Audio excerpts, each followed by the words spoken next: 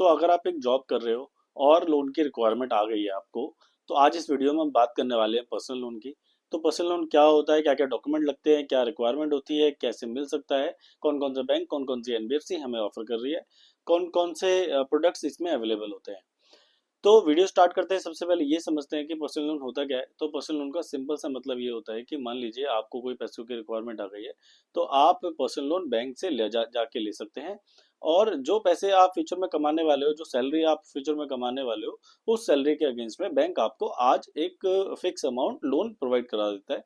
और fix tenure के लिए फिक्स ईएमआई आपकी बना देता है, उसके अकॉर्डिंग आपकी ईएमआई कटती है। फॉर एग्जाम्पल, मान लीजिए आपने बैंक से 5 लाख रुपए का लोन लिया, 5 लाख रुपए की ईएमआई, जो भी वट एवर, मान लीजिए 10,000 20,000 जो भी ईएमआई आती है, वो आपकी मान लीजिए बैंक ने 5 साल के लिए बना दी। तो 5 साल के लिए एक फिक्स ईएमआई आपके अकाउंट से कटेगी, और वही ईएमआई अगले 5 साल में कट के आपका जो लोन है वो रिपे हो जाएगा और लोन जीरो हो जाएगा 5 साल बाद।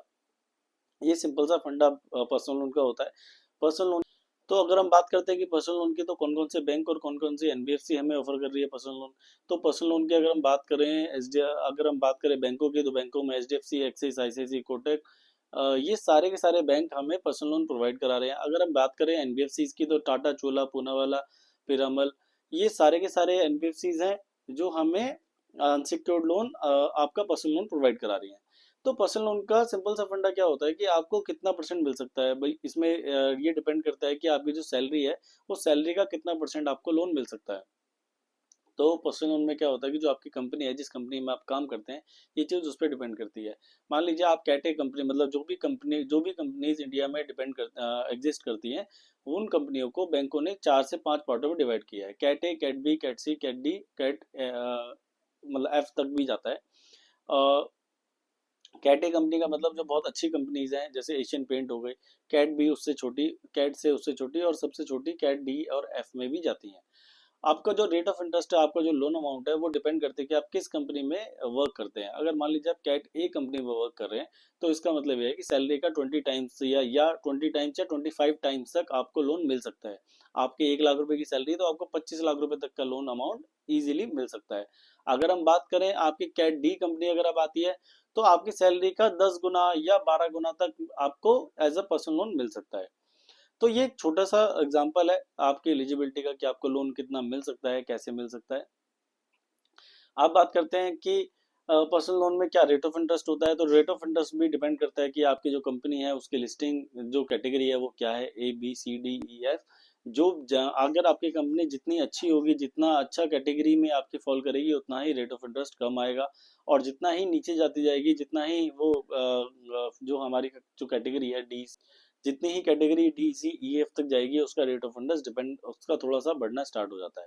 तो आपका जो रेट ऑफ इंटरेस्ट है वो आपकी कंपनी पे डिपेंड करता है। तो अगर आपको कंफर्म करना है कि आपको रेट ऑफ इंटरेस्ट क्या लगेगा, तो आप स्क्रीन पे दिए नंबरों पे अपनी जो एक सैलरी स्लिप है वो हमें शेयर करेंगे, तो हम सैलरी स्लिप के बेस पे ही आपको बता सकते हैं कि आपको क्या रेट ऑफ इंटरेस्ट लगेगा।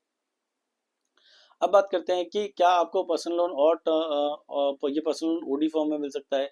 तो यस, आप अपना पर्सनल लोन ओडी फॉर्म में भी ले सकते हो। ओडी फॉर्म का मतलब क्या होता है कि आप, ओडी फॉर्म का सिंपल सा मतलब है कि आप जितने पैसे जितने दिन के लिए यूज करोगे उस पर इंटरेस्ट लगेगा।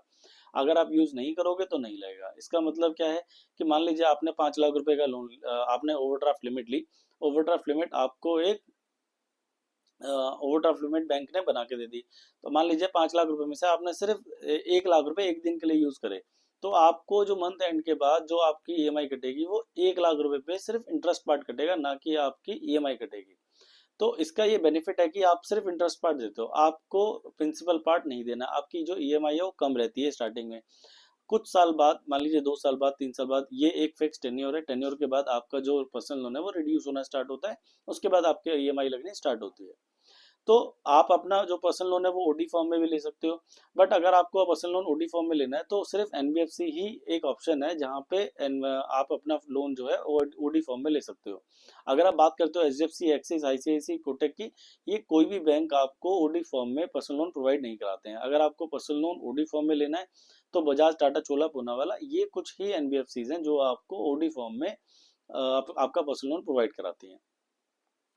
तो पैन इंडिया हमारी सर्विस अवेलेबल है, आप स्क्रीन पे दिए नंबरों पे कॉल कर सकते हो अगर आपको पर्सनल लोन की रिक्वायरमेंट है तो। आपको बेसिकली क्या करना है, आपको अपने जो सैलरी स्लिप है, सैलरी स्लिप हमें शो करनी है। हम सैलरी स्लिप के बेस पे आपको बता सकते हैं कि आपको तो जब आप हमें अपनी जब आप हमें अपनी फाइल प्रोवाइड कराते हैं तो हम आपकी फाइल को चेक करते हैं और ये चेक करते हैं कि आपको क्या रेट ऑफ इंटरेस्ट, क्या प्रोसेसिंग फीस, क्या इंश्योरेंस, ये सारी चीज़ें क्या लगती हैं, क्या कमर्शियल्स आपके फाइनल आएंगे। तो आपको अगर आपको क्या करना है, आपको स्क्रीन पे दी नंबरों पे कॉल करना है अगर रिक्वायरमेंट है पर्सनल लोन की। पैन इंडिया सर्विस हमारी अवेलेबल है। आप दिल्ली से हो, मुंबई से हो, चेन्नई से हो, कोलकाता से हो, आप महाराष्ट्र से हो, आप उत्तर प्रदेश से हो, राजस्थान से हो, आप इंडिया के किसी भी जिले किसी भी जगह से हो, आप हमें पर्सनल लोन के लिए कॉल कर सकते हो। आपका जो पूरा प्रोसेस है वो ऑनलाइन रहेगा। आपको किसी भी बैंक किसी भी जगह विजिट करने की जरूरत नहीं है। बहुत बहुत धन्यवाद।